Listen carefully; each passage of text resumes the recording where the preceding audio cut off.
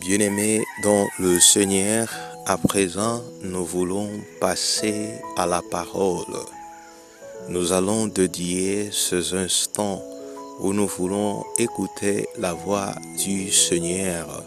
Chacun de nous va demander au Seigneur de lui parler, parce que le moment qui est dédié à la parole, ce n'est pas l'homme qui parle, mais c'est l'Esprit de Dieu qui parle à travers de l'homme. Nous allons dédier également l'intervenant entre le nom du Seigneur afin qu'il nous communique seul la pensée divine. Mettons hors d'état de nuire tout ce qui est de l'ennemi. Au nom puissant de Jésus-Christ, nous prions. Notre Père, nous voici dans ta présence pour écouter ta parole. Cher Saint-Esprit, viens nous enseigner ta parole. J'aime l'acte que Marie avait posé ce jour-là. Oublions tout ce qui était à ce côté, tout autour de lui comme tâche ménagère. La voilà à deux pieds pour manger la nourriture spirituelle, pendant que sa sœur Marthe se dérangeait ça et là pour s'occuper des futilités. Seigneur Jésus-Christ, ce que Marie avait fait, nous aussi nous voulons bel et bien le faire, prendre la bonne part, c'est-à-dire nous mettre à deux pieds pour recevoir la parole vivante. Cher Saint-Esprit, parle à nos cœurs. Au nom puissant de Jésus-Christ, nous mettons hors d'état de nuire tout ce qui est de l'ennemi. Prends le contrôle, Saint-Esprit, que ce que j'aurai à dire soit l'inspiration venant de toi. C'est dans le nom glorieux et puissant de notre Seigneur Jésus-Christ, nous avons ainsi prié. Tous, nous disons gloire et louange à toi, Seigneur Jésus-Christ. Amen, amen. Notre intitulé de ce jour est la différence entre l'âme et l'esprit. La différence entre l'âme et l'esprit. Il est important, mes bien-aimés, à savoir le corps, comment dirais-je, l'homme tel qu'il a été créé en lui, il est représenté en trois parties. D'autres disent que l'homme est tripartite, à savoir, il a la partie qu'on appelle le corps, et la deuxième est appelée l'âme. La toute dernière, c'est l'esprit. Parlant du corps, en tout cas, c'est très facile à comprendre. Sur la partie extérieure que vous et moi pouvons toucher. Donc, c'est l'enveloppe que nous pouvons voir, palper. Je dirais aussi que c'est la partie physique. Ça, c'est très facile à comprendre. Mais souvent, ce qui est un peu difficile à saisir, c'est la partie qui est abstraite, c'est la partie ou le parti parce qu'elles sont à deux, le parti spirituel, le parti qu'on peut toucher, à savoir, il s'agit de l'âme et l'esprit, raison pour laquelle le thème que nous aurons à épingler aujourd'hui, nous essayerons d'aborder la différence entre l'âme et l'esprit. Comme je le dis tantôt, l'âme et l'esprit sont deux parties invisibles de l'homme. Qu'est-ce que l'âme? qu'est-ce qu'est le Sri? Nous allons d'abord commencer à expliquer l'âme. Lorsqu'on commence par le corps, la deuxième partie qui vient après le corps, il s'agit bel et bien de l'âme. L'âme est quoi? L'âme est tout simplement le siège des émotions, le siège de sentiments, le siège de désir. Tout ce qui est émotion, tout ce qui est sentiment, tout ce qui est désir, je peux même ajouter, c'est le siège de la personnalité. Voilà qu'est-ce qui est l'homme. Je peux donner un exemple du fait que moi, je connais que mon nom est Miguel. Je suis un homme, un nom, une femme. Je suis un Africain. Je suis de la peau noire. Je connais les noms de ma mère. Je connais les noms de mes... comment dirais-je, de mon père. Bref, j'ai une idée sur ma famille.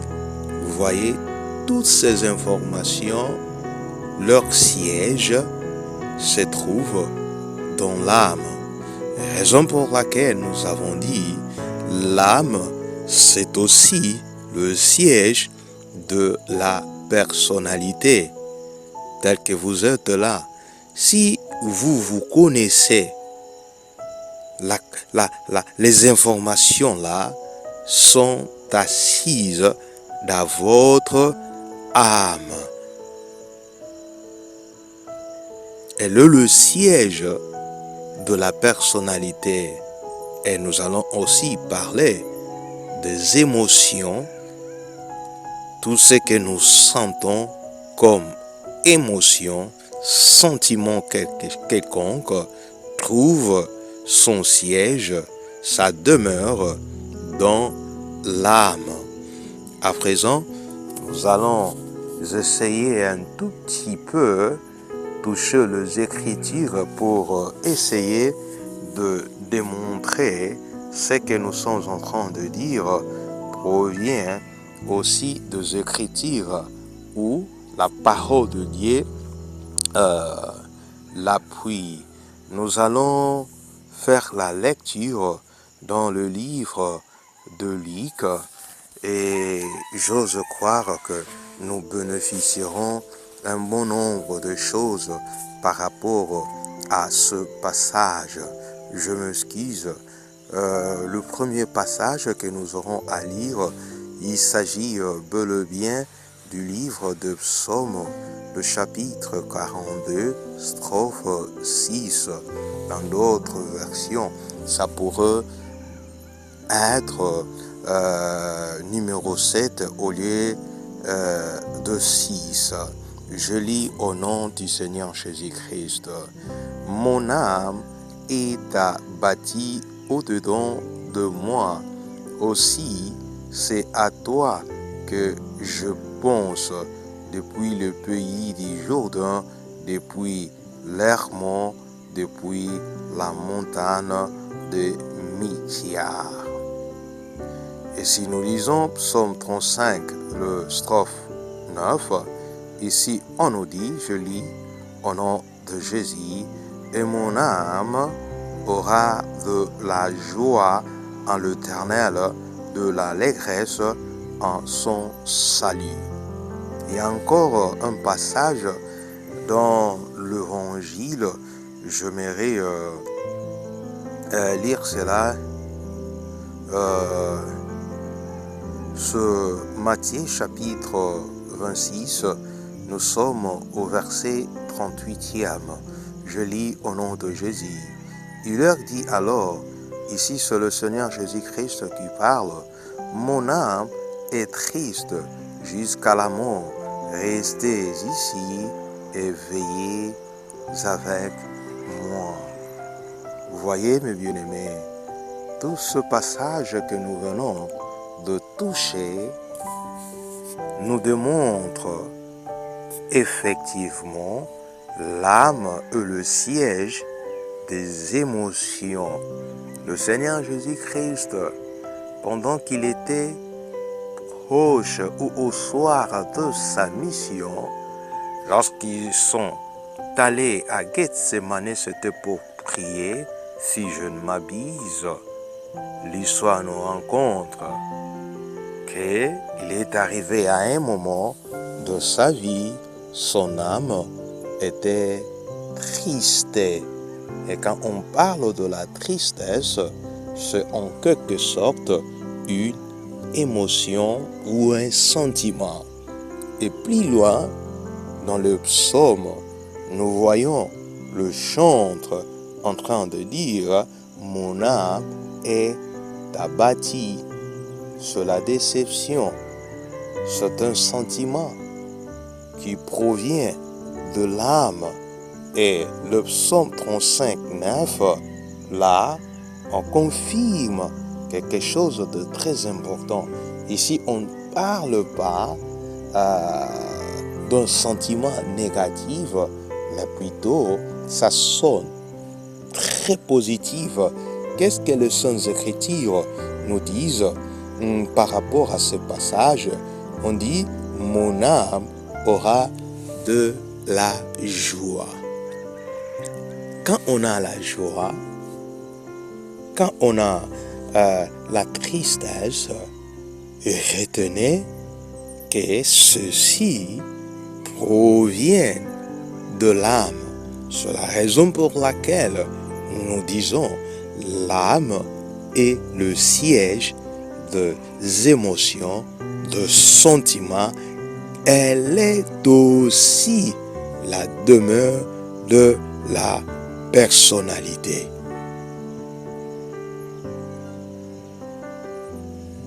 Si à présent nous voulons toucher l'autre partie, retenez, notre thème est la différence entre l'âme et l'esprit. Que dirons-nous de l'esprit? L'esprit n'est pas égal à l'âme. L'âme non plus. Il y a d'autres personnes qui font cette confusion de choses, pensant que le dé signifie simplement la même chose. Il y a d'autres personnes qui enseignent en disant, lorsque le Saintes Écritures parle de l'esprit, veut tout simplement parler de l'âme. Non, ce n'est pas ça. Mais au contraire, lorsque le Saintes Écritures parle de l'esprit, parfois, il le qualifie comme cœur. Il y a un passage que je m'en veux déjà à nous donner. Ceci nous aidera à confirmer ce dont nous sommes en train de dire. Ici, nous sommes dans le livre de Luc, le chapitre 9, le 47e verset. Je vais lire au nom puissant de notre Seigneur Jésus-Christ. Jésus, voyant la pensée de leur cœur, prit un petit enfant et le plaça près de lui. Dans d'autres versions, on dit le plaça au milieu.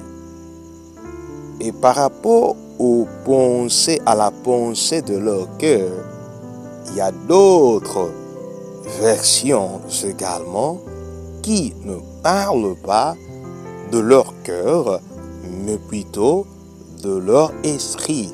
C'est-à-dire, dans ces versions-là, on dit Jésus voyant la pensée de leur esprit.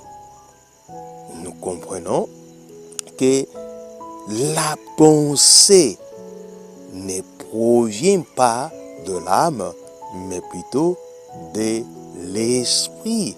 C'est là où nous avons dit l'esprit parfois dans le Saintes Écritures est qualifié étant cœur. Le cœur en soi ne peut savoir la pensée. Non, si nous définissons le cœur selon la médecine, vous verrez, ça nous donnera d'autres choses.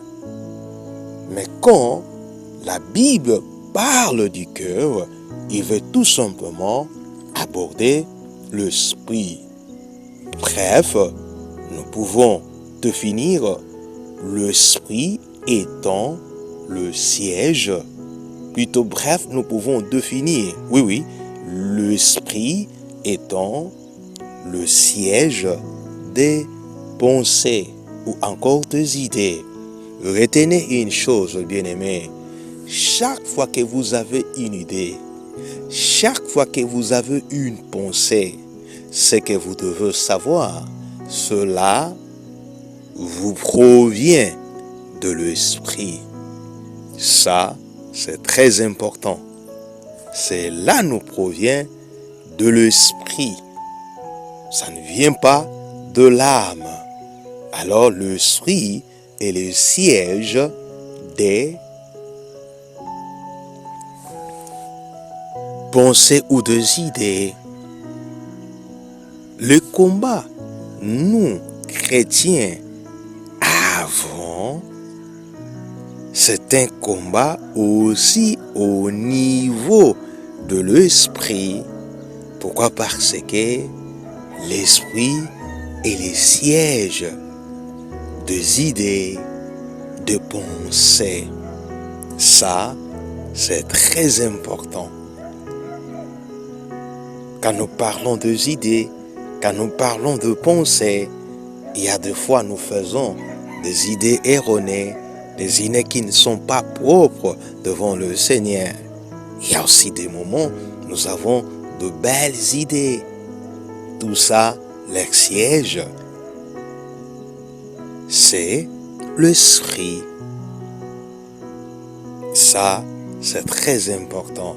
Et quand le diable veut nous faire tomber dans le péché, souvent, il utilise ces deux sièges.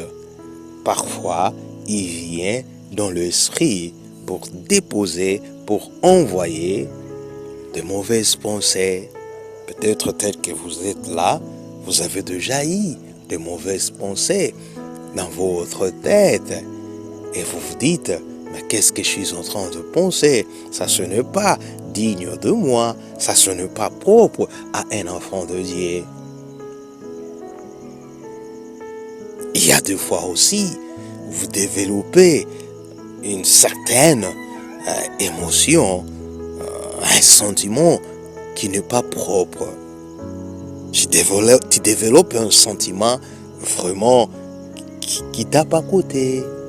Tout ça, c'est le travail du diable. Le diable nous attaque.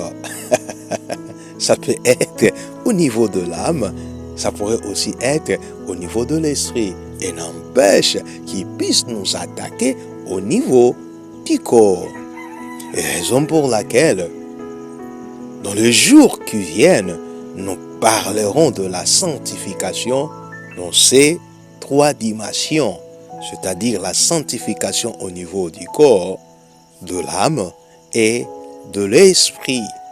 Dans les jours à venir, nous ne manquerons de expliquer comment pouvons-nous entretenir ces trois parties dans la sanctification. Mais pour aujourd'hui, nous avons souhaité faire cette petite différence entre l'âme et l'esprit. Que le Seigneur Jésus-Christ nous bénisse. Shalom.